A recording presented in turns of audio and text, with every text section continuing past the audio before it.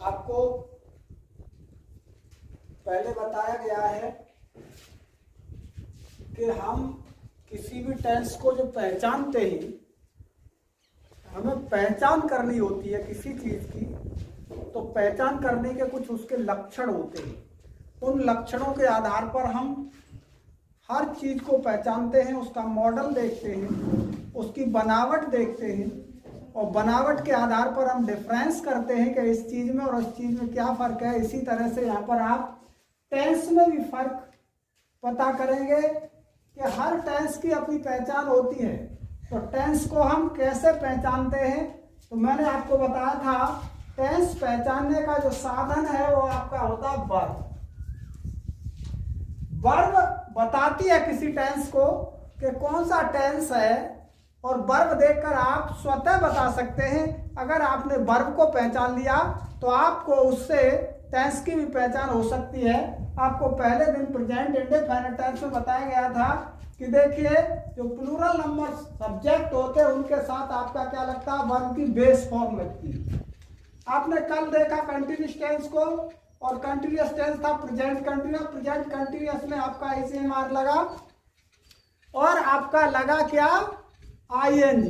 तो जहां ING लगती है वर्ब में वो होता है कंटिन्यूअस टेंस।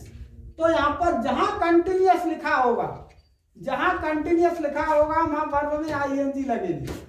तो वर्ब में ING लगाने से जो है आपकी कई चीजें क्लियर हो जाती हैं। जब वर्ब में ING लगता है तो वहां पर कार्य का निरंतर जारी रहना पाया जाता है।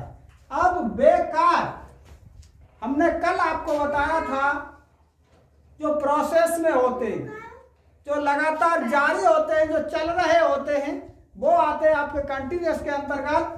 और यहाँ पर आपका लिखा हुआ है पास्ट, और कल आपका लिखा हुआ था प्रेजेंट।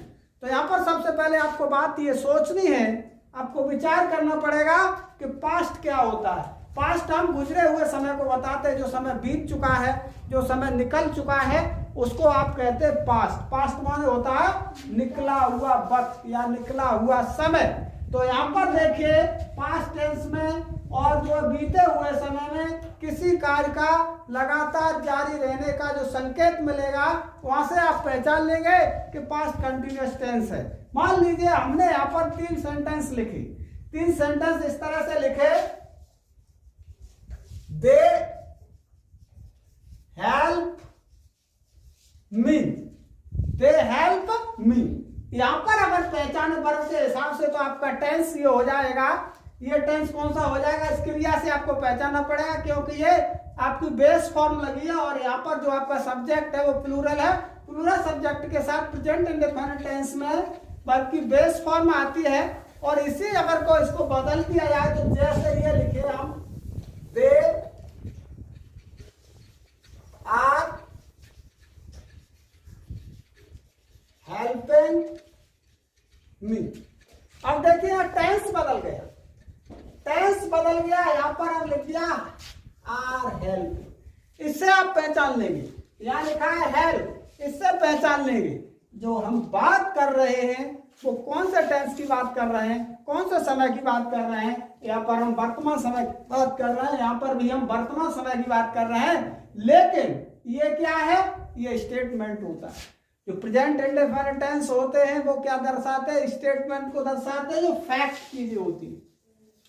फैक्ट का मतलब जिनमें कोई गुंजाइश नहीं होती है, जो सत्य चीजें होती हैं। और ये टेंस आपका रिपीटिशन भी दर्शाता है, किसी कार्य को जो दोहराया जाता है, दोहराने की प्रवृत्ति जो होती है, देखने को बोलते प्रेजेंट इंडेफिनिट। लेकिन यहाँ पर जो आपका कार्य है वो निरंतर जारी है, लगातार जारी है। उन्होंने जो है हेल्प जो कर रहे हैं, जो सहायता करने का जो एक्शन है, जो सिचुएशन है वर्ब की, वो क्या है, वर्ब की सिचुएशन देखकर आप टेंस को पता कर सकते हैं। तो यहाँ पर दे आपका क्या हो गया, सब्जेक्ट हो गया। दे यहाँ पर क्या सब्जेक्ट है, इसको आप हेल्पिंग वर्ब बोलते हैं, इसको आप मेन वर्ब बोलते हैं, और ये आपका ऑब्जेक्ट है। मैंने कल आपको बताया था कि जिस पर वर्ब का प्रभाव पड़ता है, एक्शन का जिस पर प्रभाव पड़ता है वो ऑब्जेक्ट होता है। तो यहाँ पर मी जो है क्या है, आपका ऑब्जेक्ट, मी ऑब्जेक्ट है। अब हम जो है यहाँ प्रेजेंट कंटिन्यूअस में बात कर रहे थे, अब हम आगे बढ़ते हैं। तो इसी को देखिए कैसे लिखेंगे, दे helping me, they were helping me. तो क्या बदला? केवल ये बदल, केवल ये बदल रहा है। यहां देखिए ये मेन वर्ब थी, यहां पर देखिए आप हेल्पिंग वर्ब हो गई। तो आपका जो टेंस है वो कहीं तो हेल्पिंग बताती है, जो हेल्पिंग वर्ब होती है वो टेंस को क्लियर करती है, और कहीं कहीं पर आपकी मेन वर्ब भी टेंस को बताती है। तो आपको यहाँ पर टेंस देखना होगा। अब इसकी पहचान कर ली। मान लीजिए आपको 10 वाक्य दिए गए, मान लीजिए आपको 10 वाक्य दिए गए और उनमें से कहा गया है कि आप उन टेंस की पहचान करिए जो पास्ट कंटिन्यूअस टेंस को दर्शाते हैं। तो पास्ट कंटिन्यूअस टेंस को दर्शाने वाले वाक्यों में क्या लगा होगा? वॉज और वर। वॉज और वर के साथ आपकी जो मेन वर्ब होगी उसमें क्या लगा होगा? आई। तो ये जो वक्त है, ये वक्त कब का है? बीते हुए समय का। जो समय निकल चुका है, जो समय बीत चुका है, उसमें जो है दे वर हेल्पिंग मी, कब सहायता कर रहे थे? बीते हुए समय में सहायता कर। तो वे वाक्य जो बीते हुए समय की तरफ किसी कार्य को प्रोसेस में बताते हैं। प्रोसेस का मतलब ये है यहाँ पर कि निरंतरता जो दर्शाते, लगातार जारी, न तो यहाँ पर शुरुआत है और न अंत है। अब इसी टेंस को अगर ऐसे कर दिया जाए तो आप समझिए दे हैव हेल्प मी।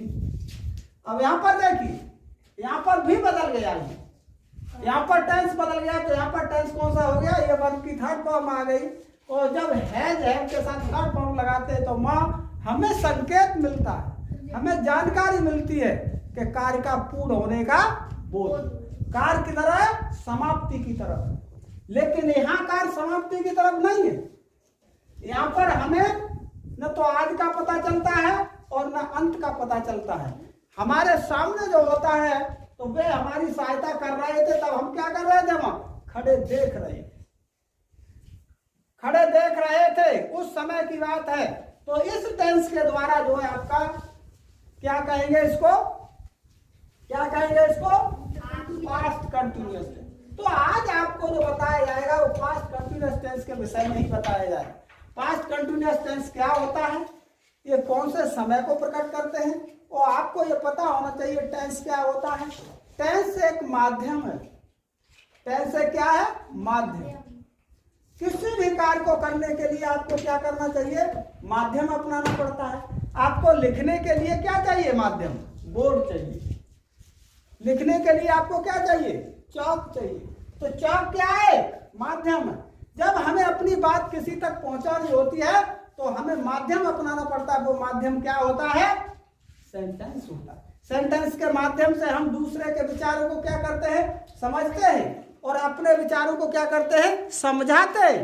तो देखिए यहाँ पर कोई कहने वाला होता है, मैं आपको बार बार बताता हूं, एक कहने वाला होता है और एक सुनने वाला होता है। तो यहाँ कहने वाला है, कहने वाले को स्पीकर कहते हैं। स्पीकर क्या बोल रहा है?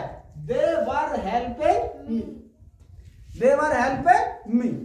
तो मी और दे कौन हो गया? थर्ड पर्सन में आता है। तो सहायता करने वाला कौन है? दे, और सहायता लेने वाला कौन है? मी। तो मी क्या है? एक्सेप्टर है, सहायता लेने वाला है, और सहायता देने वाला दे। तो ये क्या है? एक्सचेंज है। सहायता लेने वाला और सहायता देने वाला के बीच में क्या हो रहा है? एक्शन हो रहा है। एक्शन क्या हो रहा है? ये एक्शन, इसको क्या कहते हैं? एक्शन बोलते हैं, इसको एक्शन बोलते हैं। तो ये सिचुएशन बताता है, सिचुएशन किस अवस्था में है कोई कार्य। अब कार्य की अवस्था क्या है? ये कंटिन्यूअस कार्य चल रहा है। तो कार्य की अवस्था, इसलिए इस टेंस को हम अगर कहें तो आप जो ले जा सकते हैं, कौन से टेंस के अंतर्गत इसको रख सकते हैं? Present past continuous. तो पास्ट कंटिन्यूअस में हम कौन सी बात करते हैं? बीते हुए समय की बात करते हैं। कौन से समय की बात करते हैं? बीते। अगर इसकी आपको पहचान हिंदी में करनी है, अगर हिंदी में पहचान करनी है, आप हिंदी बेल्ट के रहने वाले हैं, तो इस टेंस के अंत में क्या शब्द आते हैं? रहा था, रहे थे, रही थी। लेकिन हमें वहां जाने की जरूरत नहीं है। आपको देखना क्या है? ये देखना है, आप तुरंत बता देंगे कि जो टेंस है वो पास्ट कंटिन्यूअस टेंस होता है। अब देखिए जो कथन होते हैं आपके वो 3 प्रकार के। कथन कितने प्रकार के होते हैं? 3 प्रकार के। मैंने कल भी बताया था आपको कथन कितने प्रकार के होते हैं? 3 प्रकार के। जैसे मान लीजिए आपका एक यहाँ पर हमने एग्जाम्पल लिखा, एक उदाहरण देकर आपको ये बात सिद्ध की जाती है कि कथन कितने प्रकार के होते हैं। तो कथन की बात करें हम, जैसे मान लीजिए हमने एक सेंटेंस लिखा, my mother was cooking tasty food. My mother was cooking tasty food. तो मेरी माँ कुछ काम कर रही थी। क्या काम कर रही थी?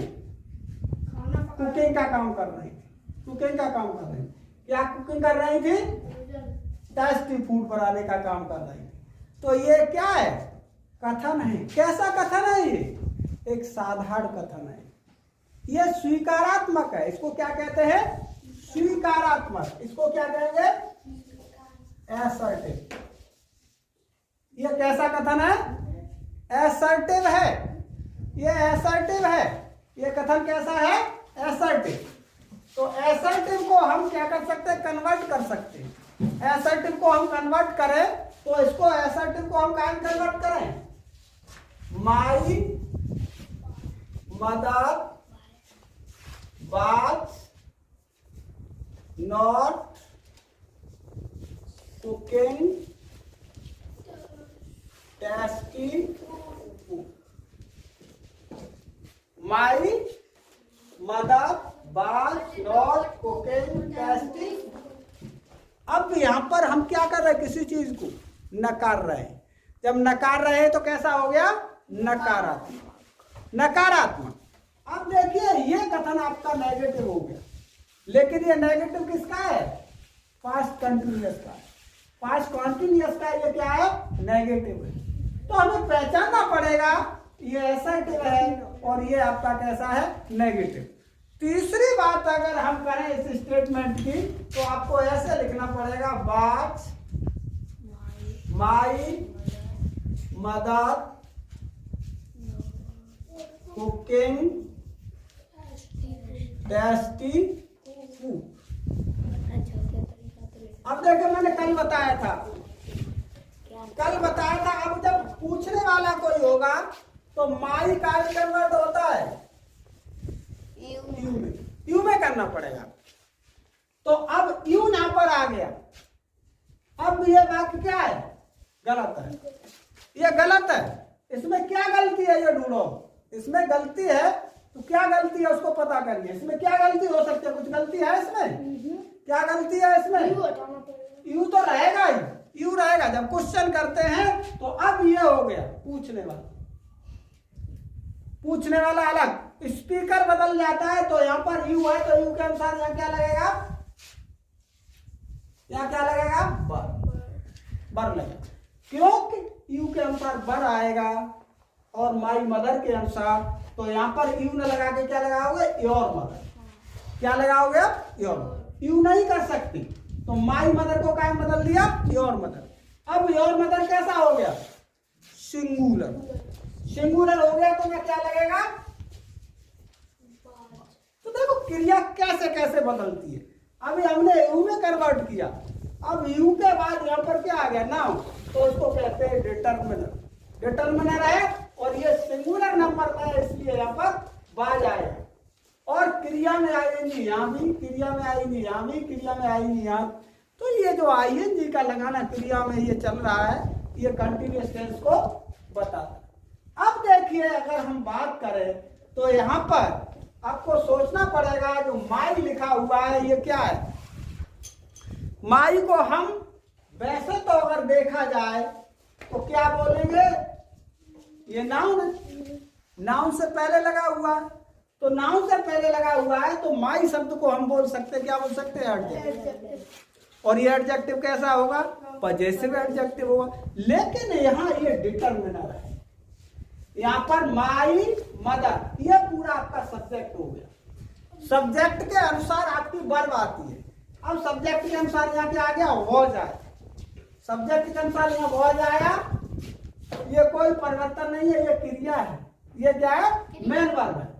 टेस्टी फूड, अगर यहाँ पर टेस्टी शब्द को देखा जाए तो यहाँ पर क्लासिफिकेशन ऑफ दी वर्ड्स है, शब्दों का हम वर्गीकरण कैसे करें। तो इस शब्द को हम यहाँ पर क्या कहेंगे? एडजेक्टिव कहेंगे। ये शब्द यहाँ पर एडजेक्टिव है और ये क्या है आपका? नाउन। तो नाउन की जो विशेषता बताते हैं, नाउन की विशेषता बताने वाले शब्द को क्या कहते हैं? एडजेक्टिव कहते हैं। तो ये शब्द यहाँ पर एडजेक्टिव है। तो कहने का मतलब ये है, किसी भी वाक्य में आपको शब्दों को किस क्रम से रखना।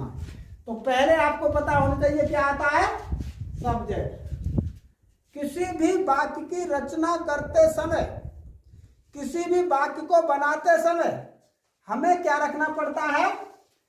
एसर्टिव सेंटेंस में, जो एसर्टिव सेंटेंस होता है उसमें सब्जेक्ट रखना पड़ता है। अब सब्जेक्ट क्या होता है? सब्जेक्ट वो होता है, कौन सा शब्द सब्जेक्ट कहलाता है? जिसके विषय में कुछ हम कहते हैं, जिसके विषय में हम क्या करते हैं? कुछ कहते हैं, या जिसके विषय में कोई जानकारी दी जाती है। तो जो जानकारी दी जा रही है किसके विषय में? मदर के विषय, मदर के विषय। अब जो है इसके अनुसार ये शब्द आता है वॉच। यहाँ वर्ब भी आ सकता है। वर्ब यहाँ कब आएगा? वर्ब यहाँ तब आएगा जब ये प्लूरल होगा। तो सिंगुलर इंग्लिश का नियम ये है, अंग्रेजी का नियम ये है कि सिंगुलर सब्जेक्ट के साथ वर्ब सिंगुलर आती है और प्लूरल के साथ, जब प्लूरल सब्जेक्ट होता है तो वर्ब क्या आती है? प्लूरल आती है। तो इसलिए हमें यहाँ पर बाज लगाना पड़ा। इसमें कोई, ये तो मेन वर्ब है, ये आपका एडजेक्टिव है, ये आपका संज्ञा है। संज्ञा ये जो है आपका, ये ऑब्जेक्ट का कार्य कर रहा है। क्या का कार्य कर रहा है? ऑब्जेक्ट। अब देखिए भोजन को पकाने का असर काय पे पड़ेगा? फूड पर पड़ रहा है। इसलिए हमने देखा कि वर्ब जो है दो प्रकार की होती है। वर्ब कितने प्रकार की होती है? दो प्रकार, एक ट्रांसिटिव और एक इंट्रांसिटिव वर्ब। तो यहाँ पर जो कुकिंग शब्द है, ये कुकिंग कैसी वर्ब है? Transitive verb. कैसी है? ट्रांसिटिव। अगर इसका यहाँ पर ऑब्जेक्ट न लिखा होता तो ये कैसी हो जाती? इंट्रांसिटिव वर्ब हो जाती। अब देखिए और आगे हम बात करें तो यहाँ पर सम वॉइस बात प्लेइंग क्रिकेट मैच, और यहां पर हमने लिख दिया यस्टरडे। यह भी आपका एक कथन है और यह कथन आपका कैसा है? एसर्टिव कथन है। अब यहां पर देखा जाए तो यहां पर सम क्या लिखा है? बॉय। सम बॉय। अब देखिए यहां पर ये सही है या गलत है? सम बॉय लिख दिया, ये बॉय लिखा जाएगा कि वॉइस लिखा जाएगा? तो सम के बाद हमेशा जो संज्ञा आती है वॉइस लिखी जाती है। Some voice verb playing cricket match yesterday. यहाँ पर टाइम कहाँ है? समय क्या है? समय आपका ये है, समय आपका ये है, समय आपका ये है और वर्ब आपकी ये है। तो मैंने उस दिन आपको बताया था, ये बताया था कि time decide tense, time decide. तो ये जो टाइम लिखा हुआ है, ये समय लिखा हुआ है, समय कौन सा है? ये पास्ट का है। और यहाँ पर टेंस भी क्या है? पास्ट का है। तो यहाँ पर कौन सा है tense? Past continuous. Past continuous का है और पास्ट कंटिन्यूस में ये समय लिखा हुआ है ऐसे। तो यहाँ पर देखिए आपका सब्जेक्ट क्या हो गया? Some boys. अब यहाँ पर वर्ब क्यों आया? वर्ब क्यों आया?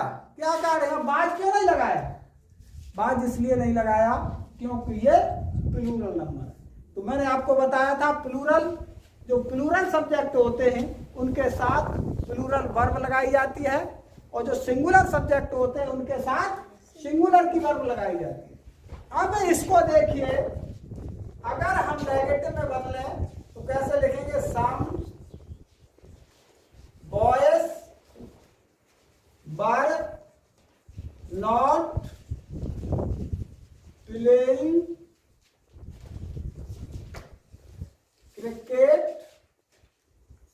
मैच और यस्टरडे। यह कथन आपका कैसा बन गया?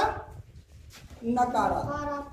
यहां हम स्वीकार नहीं कर रहे, किसी चीज को क्या कर रहे हैं? खेलने को नकार रहे हैं।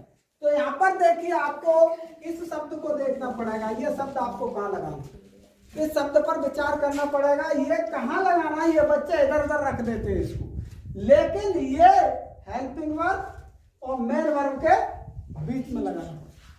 ये ध्यान रखिए, हेल्पिंग वर्ब और मेन वर्ब के बीच में जो नॉट लगाया जाता है। आप कभी कभी क्या कहते हैं? Some boys not were playing. ये गलत हो जाए, ये गलत हो जाए। अब इसको देखिए, प्रश्न में अगर बदलना है तो प्रश्न में कैसे बदलोगे? Verb some boys were some boys playing cricket match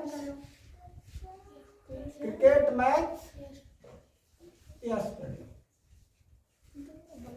यहां पर ये देखिए क्वेश्चन मार्क बन गया और ये आपका कैसा हो गया? प्रश्न सूचक शब्द। तो यहां पर आपको क्या है?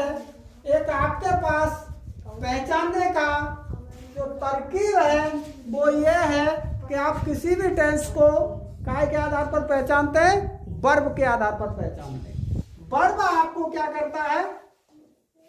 वर्ब आपको बताता है कि जो आपका एक्शन है कौन सी अवस्था में, और वर्ब से ही हम देखकर बताते हैं कि टेंस कौन सा है। तो इस तरह से देखिए, ये आपका एसर्टिव, ये आपका नेगेटिव, ये आपका इंटरोगेटिव। ये इस तरह से तीन प्रकार के सेंटेंस आपको देखने के लिए मिले। तो हर वाक्य को इस तरह से तीन भागों में बांटा जा सकता है। लेकिन यहाँ पर एक चीज और आपको देखने के लिए, बातचीत मत करिए, यहाँ पर एक चीज और देखने के लिए मिलेगी आपको। यहाँ पर देखिए प्रश्न सूचक शब्द भी मिलते हैं। प्रश्न सूचक शब्द होते हैं तो देखिए जो ऑब्जेक्ट को बताते हैं। अब यहाँ पर ये इनडायरेक्ट ऑब्जेक्ट, इनडायरेक्ट ऑब्जेक्ट नहीं है, ये कैसा ऑब्जेक्ट है? Direct object. ये डायरेक्ट ऑब्जेक्ट क्यों है? कि जो क्रिकेट मैच है ये ऑब्जेक्ट का काम कर रहा है। यहाँ पर ये कैसा है? निर्जीव जो ऑब्जेक्ट होते हैं, निर्जीव, उनको बोलते हैं डायरेक्ट ऑब्जेक्ट। और सजीव यहाँ पर कहाँ था? सजीव देखिए यहाँ पर है आपका, कहाँ पर यूज किया था?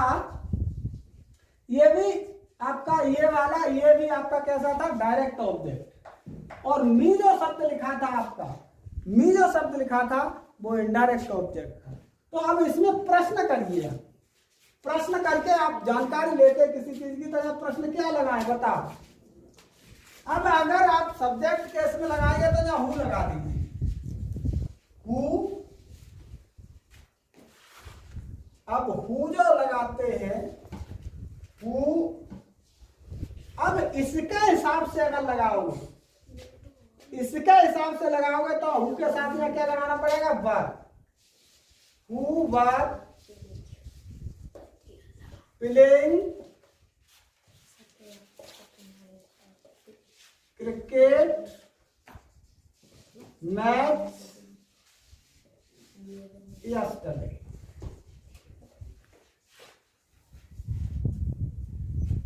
यस्टरडे। अब हमने प्रश्न कर दिया, प्रश्न का मतलब who were playing cricket match yesterday. तो आंसर में क्या मिलेगा? Some boys were playing cricket match yesterday. तो इसको हमने प्रश्न में कन्वर्ट किया, इसके आधार पर यह प्रश्न बनाया। तो सब्जेक्ट लिया हमने, सब्जेक्ट के आधार पर बनाया।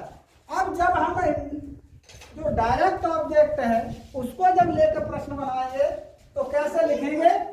तो लिखेंगे हम what were some boys what were some voice playing.